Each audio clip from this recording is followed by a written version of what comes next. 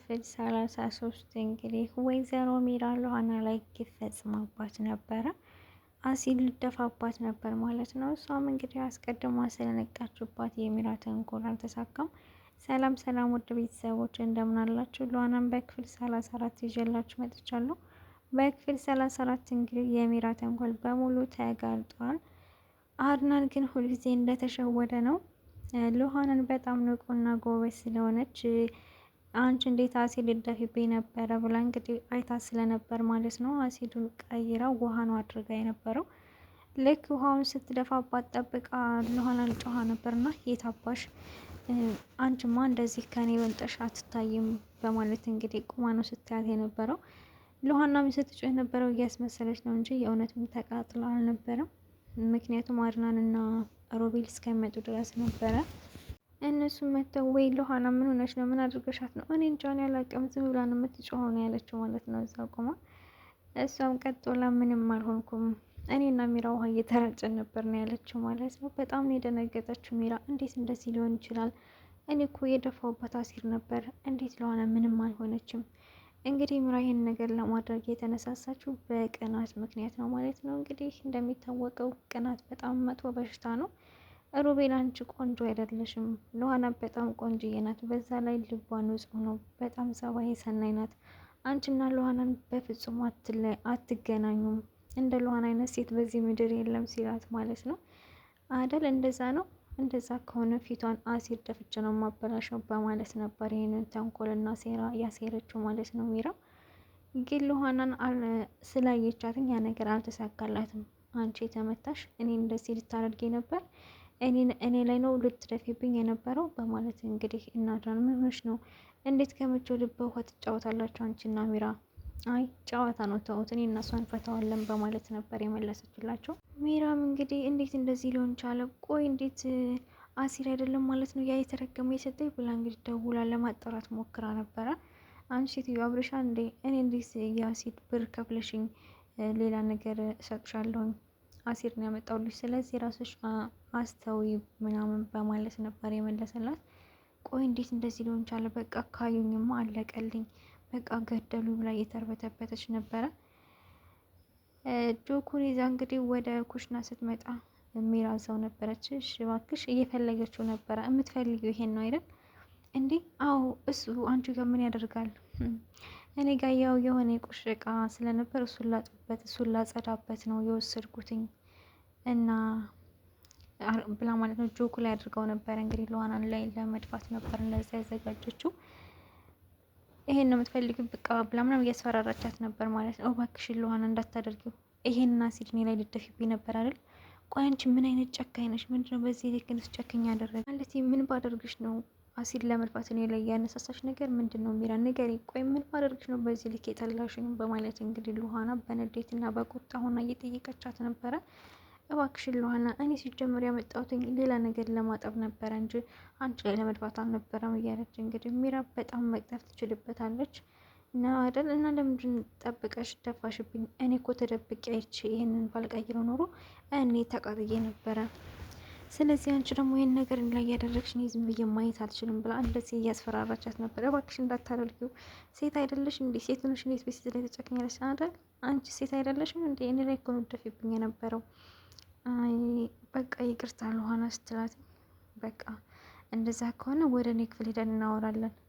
እንደዛ ስትል እንግዲህ ሮቤል ተደብቆ እየሰማቸው ነበር። አንቺ የተረገምሽ፣ አንቺ መርዝ፣ ሉሃናን እንደዚህ ፊቷን ልታበላሽብኝ ነበረ፣ ሉሃና ልትጎድብኝ ነበር እያለ እንግዲህ በቃ ይሄን ነገርማ ሂጄ ለዛ ነፈዛዝራን መናገር አለብኝ፣ እዚህ ቤት እያስወጣታን ወይ ደግሞ እሷ ላይ የሆነ እርምጃ እየወስዳን በማለት እንግዲህ ሮቤል ሄዶ ለአድናን ነገረው ማለት ነው። ይኸውልህ ስለ ሚስት ላወራ ነው የመጣሁት። አድናን ወይ ሚራን ፈልገው ከሆነ ሚራ የለች፣ እባክህ ሚራን ፈልጌ አይደለም የመጣሁት፣ ልቅ እኔ እናንተ ማውራት አለብን። ስለምንድን ነው ደግሞ እናንተ የምናወራው? ይች ሚስትን ያዝልን። ቆይ በእሷ ምክንያት የኔ ፍቅረኛ መጎዳት የለባትም። ኧረ እባክህ ማነች አንተ? ፍቅረኛ ሉሃና ናት። አዎ ነገርኩ፣ ያቺ የተረገመች ሚስት ሉሃና ላይ አሲድ ልደፋባት ነበር። ምን? ሲጀመር አንተ ለእኔ ምንም ብትለኝ አላምንህም፣ ምክንያቱም አንተ ውሸታም ስለሆንክ ምናምን እያለው ነበረ አድናን ማለት ነው።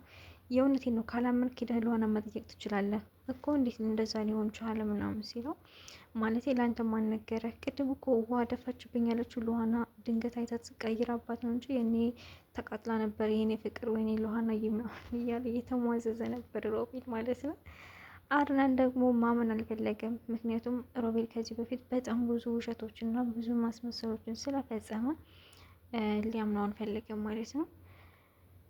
እንግዲህ ሉሃና ለተበቀለቻት ሚራን ማለት ነው ነይ ቶሎ ወደ እኔ ክፍል እንሄድና እናወራለን ስትላትኝ እንደ ወይኔ ጉዴ በቃ ምን ልታደርገኝ ነው? እባክሽን ሉሃና ይቅር በይኝ ብላ እግሯ ስር ተደፋ ይቅርታ እየጠየቀቻት ነበረ። እሺ ችግር የለውም በቃ ይቅር ብዬሻለሁ፣ ግን አሁን ከኔ ክፍል ደግሞ ማውራት አለብን። ቆይች ሉሃና ምን አባቷ ልታደርገኝ ነው? ለነገሩ ሉሃና እኔ ምንም ልታደርገኝ አትችልም።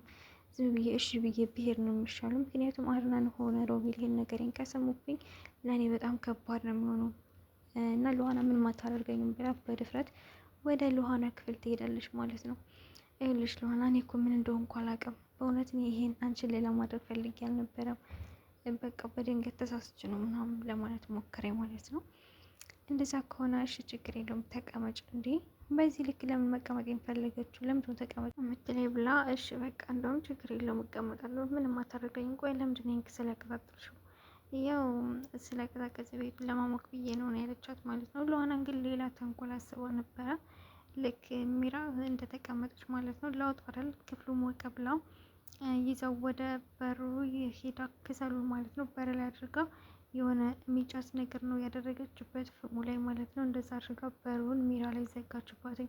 እባክሽን ሉሃና ክፈችው በሩን ብትላትኝ አይ በፍጹም አላደርገውም፣ እኔ ስታስቢው እኔ የዋህ እንጂ ጅል አይደለሁም። ስለዚህ አንቺ ያደረግሽውን አንቺ በኔ ላይ ያደረግሽውን እኔም ባንቺ ላይ አደርግብሻለሁኝ።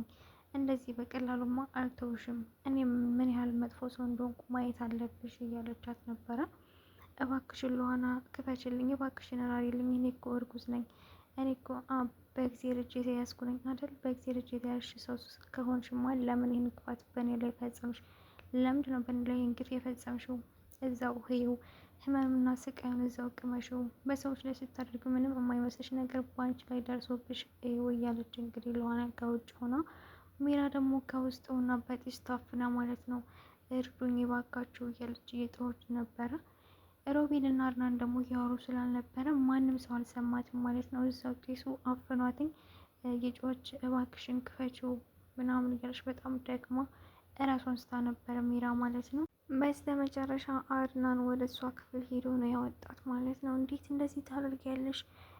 እሷ እኮ በእኔ ወዱ በእሷ ማለቴ በወዷ የያዘችው እኮ የኔ ልጅ ነው። እንዴት በሚራ ላይ እንደዚህ አይነት ነገር ታደርጊያለሽ? ልጅ የሆነ ነገር ቢሆን ከአንቺ ራስ አልወርድም ሉሃና ነው ያላት ማለት ነው። ልክ ክፍሉን ከፍቶ ሲሄዱ ሚራው እንደዚህ ተዘርራ ምናምን የሆነ ብቻ ደም ምናምን የመሰለ ነገር አድርጋ ነው። ያ ነገር ድራማ ነው ማለት ነው። አድናንና ሉሃና ግንኙነት መስሏቸው ወይኔ ጉዴ ምንድን ነው ያደረግኩት? በቃ በእጅ ሰው ጠፋ፣ የሰው ልጅ ገደልኩኝ፣ ምንድን ነው ያደረግኩት እያለች ሉሃና በጣም ፈርታ ነበረ። ሐኪም ቤት ይዤ ሱራት ደግሞ አልሄድም ነው ያለችው ሚራም። ምክንያቱም እሷ ያደረገችው መድኃኒት ሳይሆን ፈንቱ ነው፣ ይሄ ፈንቱ ነው ፋንታ ብቻ የሆነ ደም የሚመስል ነገር አድርጋ ሆን ብላ እሷን ሉሃናን ለመውቀስ ነው ማለት ነው። አድናን ደግሞ ሉሃናን እንዲጠላት ለማድረግ ምክንያቱም ሉሃና ልጅህን ገለዋለች ብላ ለማሳመን ነው ሚራ ይሄንን ነገር ያደረገችው ማለት ነው። በስተ መጨረሻ እንግዲህ ወደ ሮቤል ክፍል ሄዳ ሉሃና እባክህን ሮቤል ሚራ ወደ ሐኪም ቤት መሄድ አለባት፣ ካልሄደች ጽንሱ የሆነ ነገር ይሆናል። ምክንያቱም እሷ አድናንም ልውስዳት ፈቃደኛ አይደለችም። አንተን ግን እምቢ አትልም። እባክህን የዛሬን ብቻ እርዳኝ፣ ከዛ በኋላ የፈለግከውን ነገር ሁሉ አደርግልሃለሁ ስትለው ሮቤል የፈለግከውን ነገር ሁሉ ስትይ በቃ አንተ የምትለኝ ሁሉ አደርጋለሁ እባክህን ተባባሪ ስትለው እሱ እሺ በቃ ብሎ ነው ሄዶ ሚራን ሊያዋራት ማለት ነው። መጀመሪያ ላይ ይኸውልሽ ሉሃና የኔ ፍቅር እኔ ላንቺ ብዬ ነው እንጂ ለዚህ ሰውዬ ስል አልሄድም ነበረ ሲል ምን አባያልክ ነው አንተ ክፍታፍ ምናምን ብሎ አድናን ሊደባደበው ሞክሮ ነበር። አረ ምን እያደረጋችሁ እናንተ አሁን በዚህ ሰዓት የህፃን ጨዋታ ትጫወታላችሁ እንዴ ብላ እንግዲህ እና ሮቤል ብላ ወደ ሚራ ክፍል ይዛ ሄዳ ነበረ። አንቺ የተረገምሽ አንቺ የሴት እርኩስ ውጭልኝና እያለቻት ነበረ ሚራ። ኧረ ሚራ ተንኮሏ ልክ እሷ ወደ ክፍል እባክሽን ሚራ እንደሷ አትሁኚ፣ ትጎጃለሽ፣ ልጁን ደግሞ ትጎጃዋለሽ። ልጁን ታያለሽ እንዴ ደግሞ የገደልሽው ልጅን? አረ ምንም አልሆንም። አሁን ሐኪም ቤት እና ልጁም ይሻለዋል፣ አንቺም ይሻልሻል። እባክሽን አይመለከትሽም፣ ከዚህ ክፍል ውጭልኝ ያለቻት ማለት ነው። አምቦ የራስሽ ጉዳይ፣ እኔ ደግሞ ለራስሽ ብዬ ነው እንጂ ምን አሁን ሳበዛሽው ብላ እንግዲህ ሉሃና በጣም ተናዳ ከክፍሉ ወጣች ማለት ነው።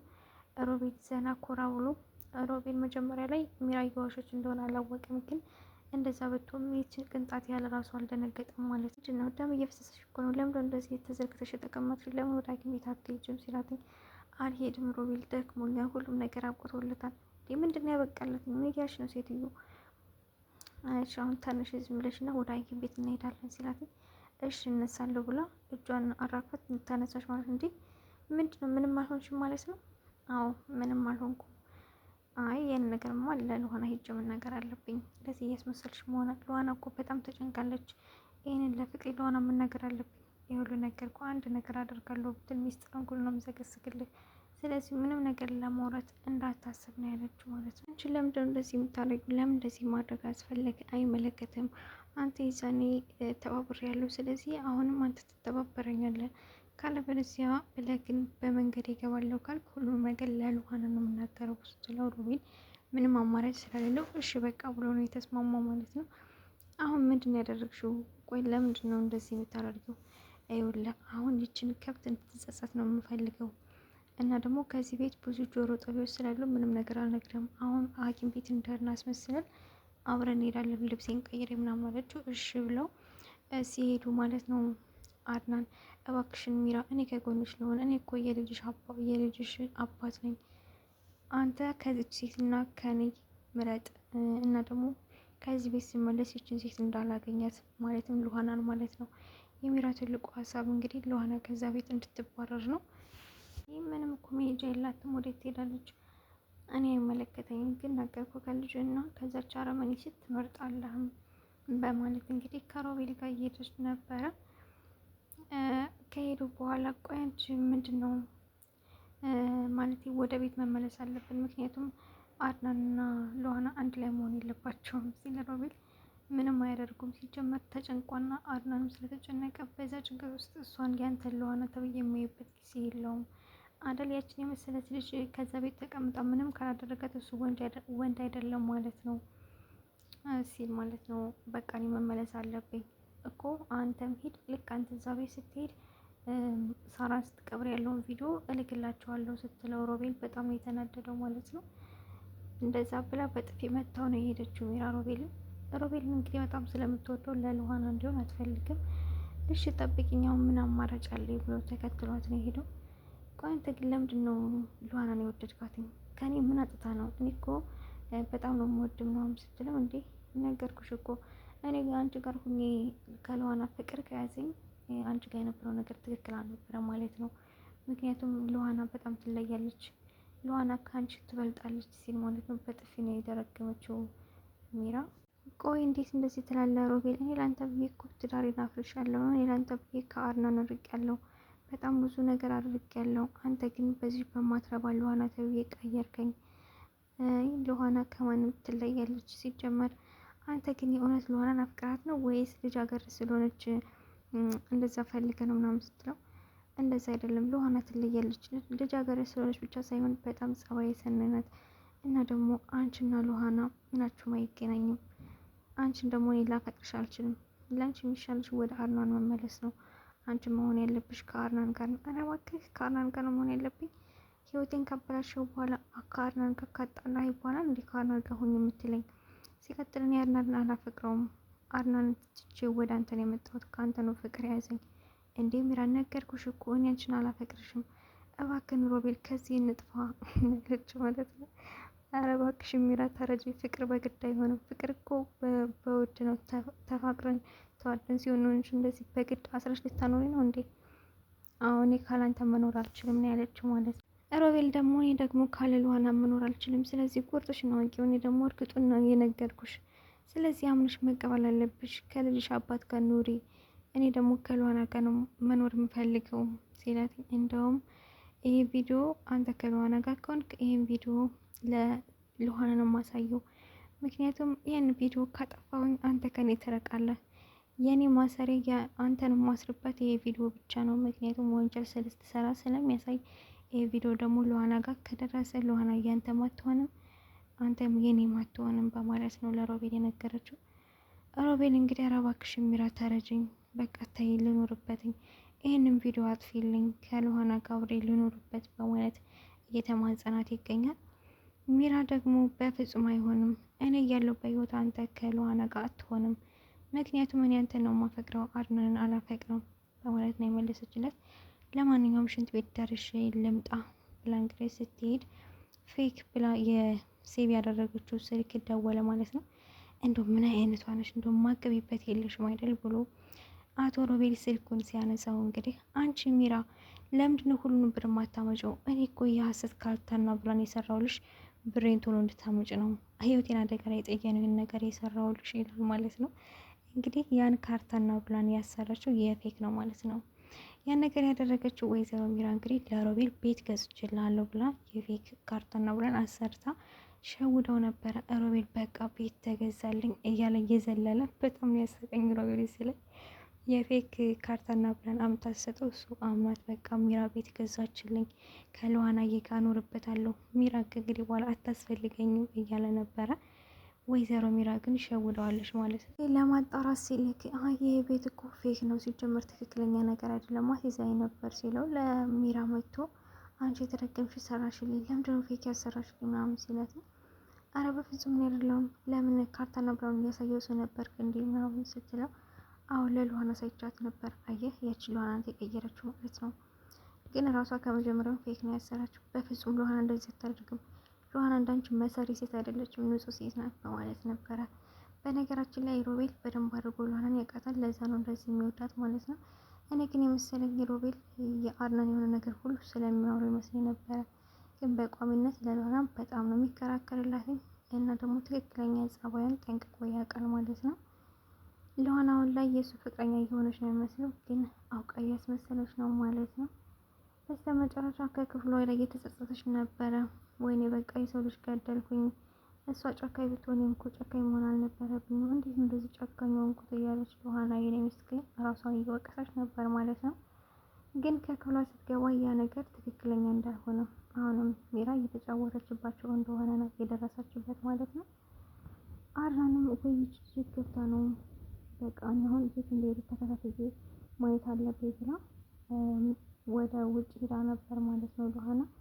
ልክ ስትወጣ አቶ ሮቤል እና ወይዘሮ ሚራ ቁጭ ብለው ሻይ ምናምን እያሉ ነው ማለት ነው። በቃ ወደ ቤት እንሂድ ስትል እሺ እባካችሁ ሐኪም ቤት ሄዳችሁት እንዲህ ሉሃና እዚህ ምን ታደርጊያለሽ? ምን አደርጋለሁ ብላችሁ ነው? የእውነት አምላክ አመጣኝ እውነቱን ሊያሳየኝ በማለት እንግዲህ ነግራቸው እነሱም ደንግጠው ነው ያለቀ። ውዶች በክፍል 34 የሚመስለው በክፍል 35 እስከምንገናኝ ድረስ ቸር ሰንብቱ። ሀሳብ አስተያየታችሁን በኮሜንት ላይ አስቀምጡልኝ ባይ